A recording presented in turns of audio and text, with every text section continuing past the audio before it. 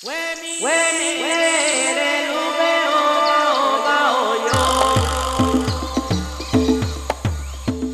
and welcome to another episode of the GEO podcast. This week we've got Mike Leung on the phone to talk with us about the issue of accounting for losses in worker cooperative startups, how we do it, why there's some kind of inconsistencies or paradoxes with the way things are generally handled right now, and some ideas as to how we might address these problems with an eye towards making worker cooperative development a more feasible approach for more people. Enjoy the show.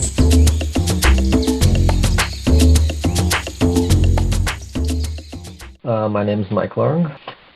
I've been working on various worker co-op things for several years. I run the Abolish Human Rentals website, which argues that the employment contract is illegitimate, retracing a lot of the anti-slavery arguments. And I do work on startups, mostly with regard to the financial structure, and also some work on conversions and accounting. I was formerly organizing a credit union, which never actually got started. And just to be totally clear, when you say you work with startups, you mean specifically worker cooperative startups, right? Or specifically you worker work with other startups. Okay. So why don't you tell me, now it sounds like since you've got experience with worker co-op startups, that this potential problem or this problem that you see with the accounting as it's currently being done, this is something you've run into, I imagine, with actual co-ops that you've worked with. Is that correct?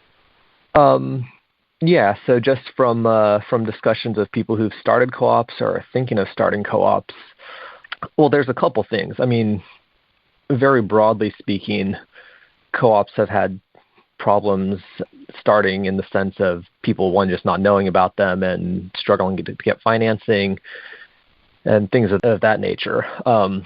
What I'm more concerned about is a kind of fundamental problem in terms of what the co-op community itself sees as the underlying transactions taking place in worker co-op startups, and the issue that we've seemed to have borrowed a lot of modern finance and applied it to the worker co-op sector where it doesn't really work. And in fact, the underlying assumptions are broken.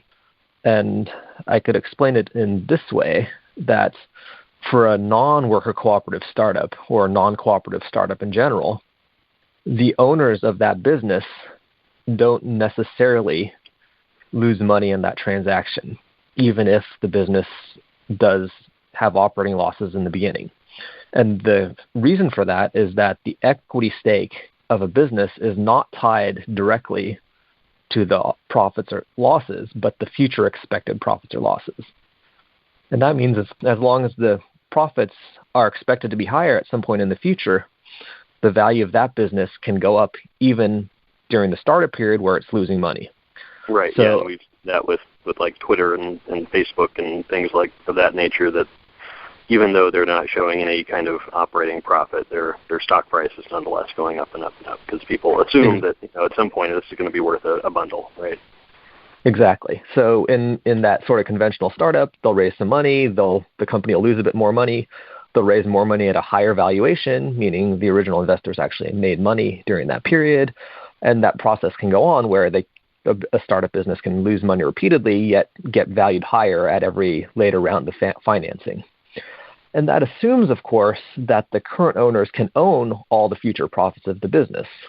And that is untrue in a worker cooperative because only the current members at the time can appropriate the profits. If the current members in the future are going to appropriate the profits, the present members can't own those future profits now. So the whole valuation, the market valuation, doesn't apply to a worker cooperative in the conventional sense. There's no stock price of a worker cooperative. There's a net asset value. You can own a portion of the assets of a worker co-op, but you can't own the future profits. Right. And that means that the founding member of a worker cooperative actually has to the extent that there are losses and that they're actually the owners, make an investment that declines in value as the co-op starts and loses money. And that's a transaction which does not exist anywhere else. Not that investors in conventional startups don't lose money, but they have the expectation that they won't. And that's very different than expecting to lose money on an investment, which is exactly what the worker co-op entrepreneurs face when they start a new worker cooperative. Just to kind of bring this a little bit closer to home and what maybe more people might be familiar with, so let's compare the situation at a worker cooperative and at just a sole proprietorship or small partnership, a small business startup, where you have the owners are also going to be providing much, if not all, of the labor for the business, and they're having to do the same thing that worker owners are doing, right? They have to make an upfront financial investment with the knowledge that they're going to lose money for maybe the first couple of years. So what is the difference, or is there any difference between that kind of small business situation and the worker co-op, and why would it be any different for a worker co-op? Sure. So in the typical small business, the way businesses, at least historically, have been started in the U.S. is that the founders will, say, mortgage their house or something to get the cash to start their business. And as the business starts, whether a sole proprietorship or a small family-run business, they'll burn through a lot of this cash bearing these losses. The main difference, so that part is the same as a worker cooperative startup. The main difference is that that small business owner can at any time decide to sell their business, and the sale price of that business can potentially be more than the losses they incurred. Right. So at any point going forward, the small business owner has an out. Basically, they can sell their business and it can be profitable at any point in the future, right? Assuming the business is successful and the markets are there for that. Yeah, and that's because they've got the rights to all of the future profits right now in the present, whereas that's not the case for a co-op. Okay, so we've got this issue where the founding members of a worker co-op will make financial investments into the co-op, but later members, the future gains realized by those initial investments will be shared equally or proportionally among whoever the members are at the time that there's actually profit being made on those, right? So that Correct. There's no additional incentive, and actually, so it's kind of asking for some charity towards the co-op, as it were, on the part of the founders, right? Yeah, and the charity it's asking for is basically for them, in addition to the labor contribution, to basically lose money to have this negative return going forward, expected negative return, which is inevitable in any startup, and to have that negative return. And if the business is successful, the standard is to repay them basically what they lost. And this is done independent of labor. So the underlying factual transaction is they lose money. If the co-op is successful, later profits go to offset that loss. That's often not what's perceived according to the accounting. In many worker co-op startups, at least in the U.S., the accounting shows that their initial investment is held fixed. They shift the losses to some other account, some negative equity or collective reserve account.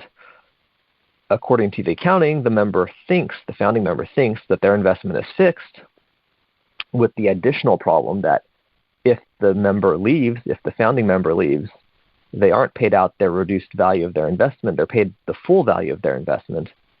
And that functionally shifts the losses to the remaining members of the co-op for no good reason. So the current system doesn't account for this idea that people are actually losing money, and it covers that by shifting these losses around in arbitrary ways and also hiding this fact that the losses are occurring in the first place to the founding members. And this allows the worker co-ops to kind of pretend that, nobody is losing money in this situation, just like a conventional business. And that really can't be. So I think, what was your question again? I think I might have got off topic a little bit. No, that's all good. It was interesting the way that you described the kind of the ethical conundrum with this. You kind of almost described it in reverse of what I was thinking, which is if a founding member leaves, they're paid out the full value of that initial financial investment, not some decreased value by some percentage to represent the loss that's gone on in whatever that time period has been. and so that would be unfair to the remaining members, because now the person who left early basically didn't have to bear any of the losses, and all of the remaining members are bearing all of the losses from that. Right. So it seems like there needs to be some way to both make sure that founding members are not being asked to maybe make an investment that best case scenario is a zero return investment, which would actually, as speaking as a former economics student, would actually be negative. If we have inflation in real terms, that would be a negative return.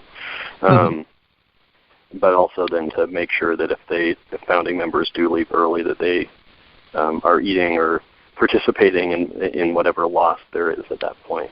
Yeah, so there's two issues. One is that if the founding member leaves early, they should participate in whatever that loss is that occurred. Because one, if the co-op ceases operations or stops or fails for some reason, we would want the losses distributed appropriately. Right. The other side of that is if the co-op is successful, they should be in some way compensated for that loss, even if they're no longer a member. And I think that's kind of what they try to do now, but they do it by paying them out up front, even if it's delayed for a year or two. It's not tied to the actual performance of the co-op. Right. And I think there's this understanding that that's, I don't want to use the word fair, but that's a more reasonable thing to do. That, if somebody starts a co-op with a few other people, let's say they build out their retail space, they spend some money, and maybe the person has to move.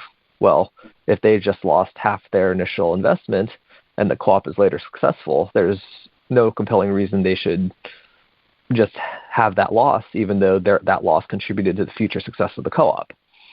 Right. And the main problem with this, the reason why this is such a politically toxic or dicey subject, is that these concepts, that this idea that simply bearing a loss gives you a claim on future profits, whatever those are, independent of labor, contradicts the cooperative principles.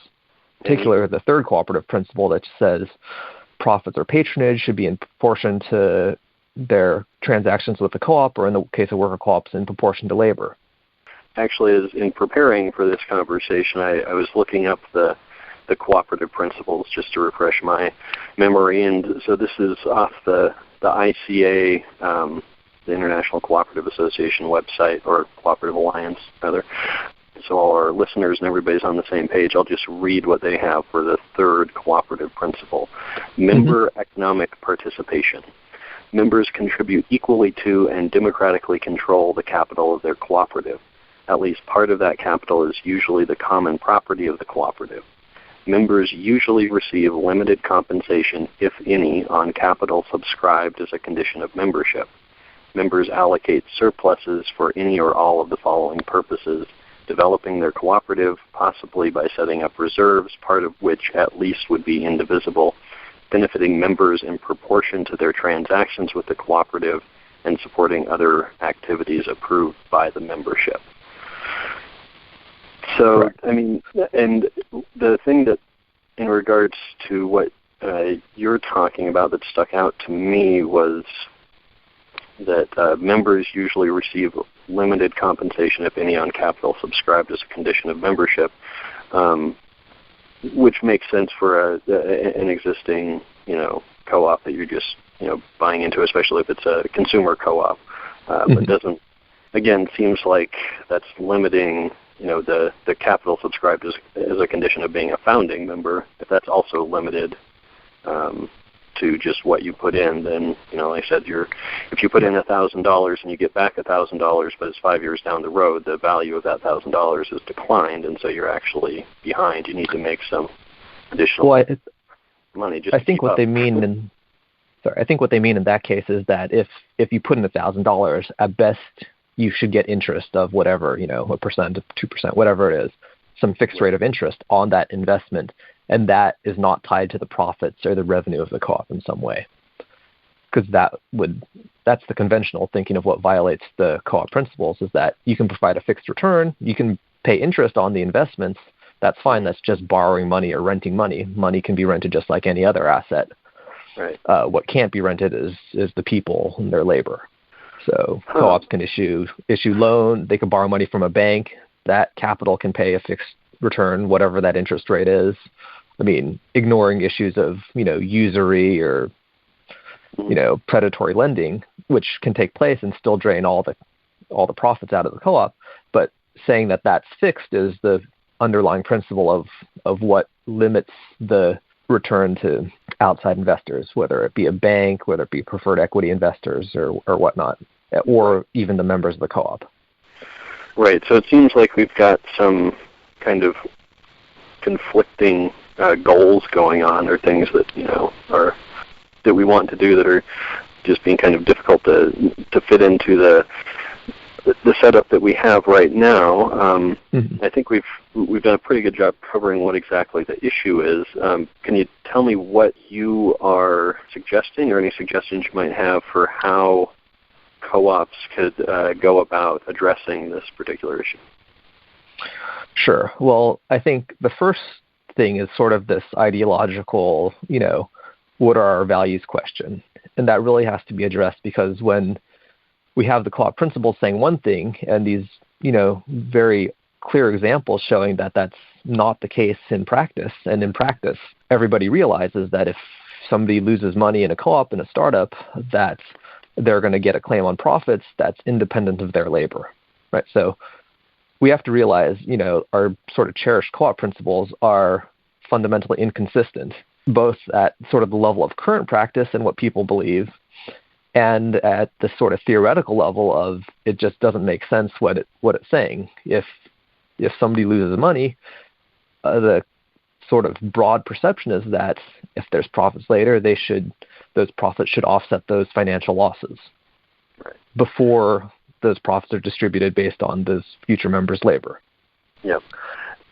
Just to jump in for a second, as I was reading through your article that we'll be publishing along with this podcast, and reading through it, specifically the parts about the conflict in the cooperative principles themselves, made me think about something that I think Esteban Kelly brought up. I think that's who it was, at the USFWC member meeting that happened at the conference down in Austin a couple months ago. At that meeting, they were suggesting adding a couple of principles to the cooperative principles, specifically for the U.S. worker co-op movement. And one thing that I think it was Esteban said, it was, in like Emilia-Romagna, they don't have one particular set of principles that everybody subscribes to. Everybody has their kind of own individual cooperative principles, or they might have some basic set, but everybody freely tweaks them. And so I was kind of thinking maybe that might be what's necessary, is just for us to take a less dogmatic approach to the cooperative principles, or be more open to tweaking them to fit specific instances. This is an area where that might be a good thing. Yeah. And I think the way that all real change happens is not that there's, a big conference and people go, the co-op principles have a problem, we should change it. But people who are starting co-ops just say, this doesn't make sense. We're not going to, base our model on these principles, and just do it. And in some cases, articulate what actually they're doing. And those will eventually become established as co-op principles. I mean, that's how real change happens. Not sort of this, top down, let's go re-examine our ideology and our philosophy and our values. But people realizing that if we actually want to start this business and have it make sense and not be financially punitive, we should do something differently. Right. But they also need to be aware that that's taking place. And it's not always the case, though it is in many cases. And certainly cases of capital-intensive startups, everybody realizes that, and that's sort of why they can't be done. Right, and and I think people are aware of this issue, because when I brought it up to folks at the conference in Austin and other places since then, I've gotten a lot of like, oh yeah, this is this is a problem, this is an issue, and so one of the things that you are suggesting is that we look at something that you call a loss factor. Could you just explain that a little bit? Sure. So if the idea, and I think it's broadly realized that founders are sort of disadvantaged relative to, later members who join once the co-op's profitable. What people miss is that they're disadvantaged because they're losing money. And the question is what to do about that. So if you're a founding member, you put in $10,000, you lose, 80% of it. Well, you're losing two ways. One, that money's actually not there. If you wanted to get out at some point, your money is gone. It does not exist anymore. You actually can't get it. That's not true for a member who joins after co-op's profitable. Second, if that investment pays interest, you're losing out on that interest of whatever money was lost. There's no reason a co-op should pay interest on money which isn't actually there. So if you put in $10,000, you lost $8,000, you should be getting interest on $2,000 now, as opposed to a member who would be getting interest on their full $10,000 investment who joined the co-op later. So the question is, what do you do about one, this sort of lack of, it's not liquidity, but this actual loss that took place, and two, also you're sort of losing interest on it. And I believe the solution will be something of the form of, if you lost this much money, you'll get a claim to future profits of something times that amount, where that something is greater than 1. So maybe it's a factor 2, a 5, factor 25. We don't know what's fair or what's right in any given situation. That's something for the individual entrepreneurs to decide, or the individual members of the co-ops to decide. But we can say definitively that the current system, where they get back exactly what they put in, is unfair, because then newer members who join after co-op's profitable never have to bear that loss. And that bearing that loss is sort of the underlying financial transaction that any startup has to go through. And that's the transaction which limits the capital formation of worker co-op startups. It's that transaction itself where you lose money, but you don't get any claim to the future profits. If, in the best case scenario, it's successful, you get your money back. And losing money and getting that money back at a later time, if you repeat that enough times, that has a negative expectation value. That means in aggregate, systematically, you're going to lose money if you keep playing that game. And that's why that game isn't played in the worker co-op community.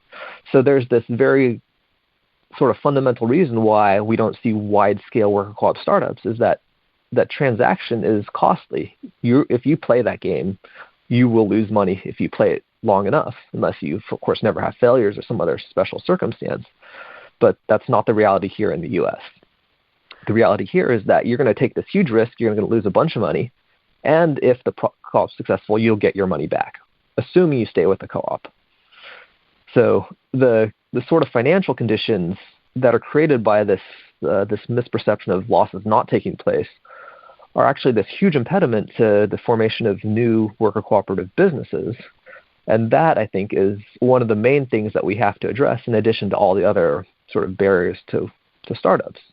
One of the organizations that you talk a little bit about in the article is the Arizmendi bakeries, and they're in San Francisco Bay Area, Oakland, which is where you're at as well, right? Yep. And so they're a group of cooperatives that have been pretty successful, I would say really successful, in creating kind of startup after startup after startup. I think they have half a dozen now that, or so at least maybe 4 or 5 of those they've started from scratch and seem to be doing pretty successful. So they must have something figured out. What's your take on how they deal with this kind of negative equity issue? Sure. So a few comments. First, to sort of use them as this broad case study is not to single them out, but just because they're one of the leading development groups in the U.S. and a lot of other groups emulate what they do, it's kind of representative of what goes on. First, if you look at what happens when a new Arizmendi bakery started, first the financial contributions, the buy-ins of the new founding members are something in total of like $25,000, $50,000. It's not a lot of money. Mm-hmm. The startup cost of one of these new bakeries is something on the order of like $500,000, which is to say that there's, the losses are like 10 times what the founding members put in. So despite all the talk about worker ownership, these worker co-ops are not actually worker-owned during the startup phase. There's some other party bearing the loss, and that party is the development cooperative, the development and support cooperative, the Arizona Association. And this is actually true of most worker co-ops you look at. If you look at the amount of the startup losses and the amounts of the founding members' financial contributions, the losses exceed the investment of the founding members by, factors of several, at least. So when we say worker cooperative startups, we should understand in practice that there are very few true worker co-op startups because most of the startups are not owned by the members. They're owned by some other outside investor. So at the in the Arizmendi case, over time, then the worker owners at a particular bakery that's been started do end up becoming actual owners in full of the business. That's correct. Yeah. So once they pay off the Arizmendi Association, basically the profits go to pay off the losses of the Arizmendi Association, a worker owner or a non-member. Right. Then the members of the co-op, the Arizmendi co-op, do become true owners in the traditional sense of the word. So there is this natural shift to real worker ownership, and it's understood that that's the goal of the association anyway. But that whole underlying transaction is what's in question, because if you don't have a friendly institution like the Arizmendi Association, that party is going to be somebody else, and it'll be either another nonprofit or co-op or private investors or something. But we should realize that entity or those investors in a startup are the actual owners in the sense that they're bearing the losses and they're getting a claim on the profits. Right. Now, do they use some kind of loss factor at Arizmendi when they're calculating how much the individual bakery is going to pay back to the association? They don't. The association gets back basically what it lost, with the caveat here, which is big, that they effectively have a claim on a portion of all future profits of the co-op, because the co-op is obligated to continue supporting the development of new co-ops. And so the Arizmendi Association, in fact, maintains a claim on the profits of the existing co-ops. Meaning that indefinitely. The co-ops have an obligation to pay 2% of their profit or whatever back to the association, right? Some percentage. Yes, I have no idea. I just pulled the 2% right out of my hiney. And this really, I was kind of surprised to hear you say that this is the case for most co-ops, that they're actually, at least in the beginning, owned by some other institution. And I guess I'm probably a little bit out of the loop living in Montana as I do, but the worker co-ops I know around here have all been kind of bootstrapped. We don't really have the big funders around here, nonprofits that are doing co-op development at this moment. And so the co-ops that I know that are either struggling to start up right now or have already successfully started up have all had to, come up with they had to cover their initial losses out of their own pockets, which is why, is probably one reason why most of the worker co-ops I know are all very low initial investment, a lot of IT stuff going on where people already have the necessary equipment, they can work from home and stuff like that. But yeah, when it comes to the larger industrial type stuff or just bigger projects in general, this is definitely going to be an issue that we need to address. So the comment is generally like, if we want real worker ownership in the startup, one, either the founding members have to have sufficient capital to cover the entirety of the losses in the startup period, or we should sort of be honest and drop this whole worker ownership thing, at least in the startup phase, because that's not true. That's not actually what's happening. Right, and I think that there's always value in being honest with ourselves about what exactly the situation is. On the other hand, I feel like I wouldn't want to go overboard, and and in the sake of recognizing honestly what the situation is, say that these businesses are on a path to worker ownership. They're on the path. Like it's laid out, like we have steps along the way that we can check and make sure that's happening, and that is the goal. And if we don't get there, then we failed. But Right. it's and really for me, as somebody who's worked a lot of low wage, quote, low skill jobs, to me, and I know for a lot of people, regardless of the kind of work they do, it's the cooperative management, which is a big draw. So even if I don't technically own it, if I'm cooperatively managing it and on a path to ownership, then I think we should be all about that. Yeah, it's not being critical for the sake of being critical, because there's certainly lots of good reasons people would want to start a worker co-op, even despite the losses they'd have to incur. The main point is that because of these losses, we've sort of narrowed the fields that worker co-ops can start in to these extremely small niche, markets where even if you do a sort of small, medium-scale bakery, the workers can't really fund it themselves. And so unless you have some of this superstructure like, a very friendly organization or whatnot, groups of people can't decide, we're going to go start a worker co-op because these losses aren't addressed. And if we really want to see growth, at scale, one, we have to be able to do big, large-scale startups. Also, we want to be able to do, telecommunications or, airplane manufacturing or something. These are completely out of the question right now.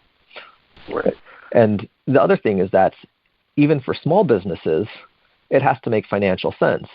And that means somehow those losses have to be dealt with in a way where if it's not the founding members who are bearing those losses, it's an outside group, and those losses have to be acknowledged and compensated for so that it makes sense for the founding members to do this. So it sounds kind of harsh calling all these, non-worker co-op startups, but to the extent that we continue to persist in this mindset that, we can continue along and we just have to have better education and whatnot and the problems will be solved, isn't really true. There's some very fundamental shifts in the thinking that have to take place. And that's kind of the angle I'm trying to push with, by talking about these financial transactions. We have to be able to reassess and rethink of what we are as a movement if we actually want to see real growth. And that's kind of why all these technical details become important, because we want to be able to get to that point where some random group of people says, oh yeah, let's do a worker co-op startup. And we're not there yet. That's the real prize. When that can happen, then we'll have real growth. So, for the larger businesses and the enterprises that are going to lose multiple times, what any of the worker owners could actually put in initially, that brings me back to something that keeps coming up over and over again, which is just the funding issue in general. And it seems to me, and I'm just kind of spitballing here, so maybe I might be way off track, but that a lot of these issues could be dealt with if somebody like the working world, for instance, had a lot more money to work with, so that people could, with the ideas and with the know-how and the skills to actually start these businesses, could go and say, look, we want to start our own airplane manufacturing facility or whatever, and actually, and have somebody place that they could go that is a friendly lender, and that they'll be structured in the non-extractive ways that working world has been pioneering. So we're not asking, we're able to spread that risk, I guess, a little bit more. But we should be clear also what we're talking about when we have these friendly financial institutions, whether it's the working world or North Country or whatnot, that they're not actually loan funds if they're investing in startups. They're equity funds. And that's a very different entity, because those equity funds are going to do something which is unprecedented for a financial institution to do, which is make an investment that they expect to lose money. And that's not something that you put on a prospectus and you expect to, raise capital for your investment fund for. It's a very different transaction. And if we actually want to do financing, we should call them equity funds, not loan funds, because they aren't loans. Loans are fixed value. They don't lose money. Loans mean somebody else is bearing the losses, like the members. And if that's not the case, we should not be calling them loan funds. We should be calling them some sort of worker ownership equity funds or something, which is, ideologically, contradictory. Well, I'm not so sure that there couldn't be something like that devised. I was quite interested to see a recent co-op water cooler video with gentleman whose name escapes me for the moment, but he was talking about the co-op investment clubs. And apparently a couple of them have sprung up in the Northeast, and just basically people getting together, pooling their funds, and like deciding which local businesses, cooperative businesses, to make that capital available to on good terms. That's actually making a profit. Not a whole lot, but making some returns for the investors and benefiting the businesses involved. And which gets to my thinking about, we need to be taking the money that's going to go into 401k plans for our successful co-ops and be able to redirect that back into investing and starting up more worker cooperatives and figuring out in such a way that it is providing some kind of return for the investors that makes financial sense and doesn't require them to just martyr themselves financially for the cause, but it also is not extractive or is going to work for everybody. Well, there's sort of two parts to that. One is that there does need to be a financial institution, and it'll probably look something like a credit union, and it'll basically lend money to existing worker co-ops. That doesn't really get at the startup issue, because a lending institution like a credit union can't really do equity financing. That's not what banks and credit unions do. And that would have to be done by some other party, whether it's private investors or a separate, institution that does it. But the point is that institution will look very different than all other investment institutions. It'll be something along the lines of a startup investment fund, but one that intends to lose money. And that's psychologically a very different thing if you go and tell people, we're going to make investments that are going to decline in value, guaranteed. And right, but obviously you can't do that. I mean, nobody is going to make an investment. You should just be asking for a donation at that point, right? Right, and that's why the worker co-op startups are also heavily dependent on donations in many cases, is that ask can't take place, that, give me some money, we're going to lose it, and you might get a return, versus, just donate the money straight up, and people understand that. Right. But worker co-ops are basically for-profit businesses. They're not charities. We should be able to figure out how to do this in some reasonable way. And, what the numbers are, what the correct return is, who knows? That has to be discussed and figured out. But yes, I definitely agree with that. Is there anything else you want to talk about, especially in regards to solutions or ways that we can, address this issue so that we're not having startups be kind of throttled while they're still in the cradle due to this issue? Anything else you want to say about this? The only other thing is that we also, as part of this whole package of there's a modern financial system, we accept a lot of the assumptions even though they're bogus. The same is true of the accounting system. And the accounting system also contributes a lot to this missing of the losses. And that's actually a big project to sort of sort that out and to sort out what's the right accounting system for worker cooperatives and other cooperatives too. And that's not done. So there's a lot of fronts where things have to take place for these issues to get worked out. And some of them, like the accounting, are big projects. Others are more straightforward. But I think all this can be done. It's just a matter of understanding and sort of being willing to take on these challenges and tasks and address things as they are.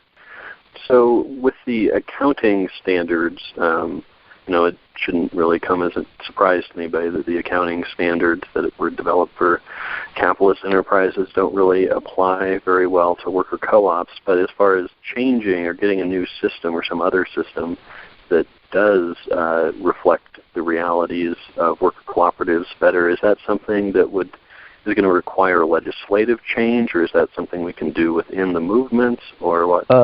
We can't do it within the movement simply because, at least for tax purposes, we're all required to use generally accepted accounting principles, and there's no exceptions to that. short of having a separate set of books based on different accounting principles, it's actually very difficult and probably not something that anyone would take on. Certainly doing a startup, because there's just too many things to work out in addition to the normal startup hassles. But that's something I've been thinking about and working on and off for a little bit. But that's kind of the next, if we really want to get at the startup and growth problem, that's one of the next big things that we'll have to address as a movement is this whole accounting. And that's a big thing in the sense that it's not just worker co-ops, it's all co-ops, because all cooperatives face this problem. It's just mitigated for other co-ops, because if you're your consumer co-op and you're buying in for $25, if you lose it, who cares? It's not like you put in 10 grand or something. Or if it's like a business as the entity that's investing and the business is going to take a loss for some other thing, they have longer time frames than individuals. So it's a thing that's sort of most pronounced for worker co-ops, but actually impacts all kinds of cooperative startups. And that's a much bigger discussion and a broader community where that discussion will have to take place. All right.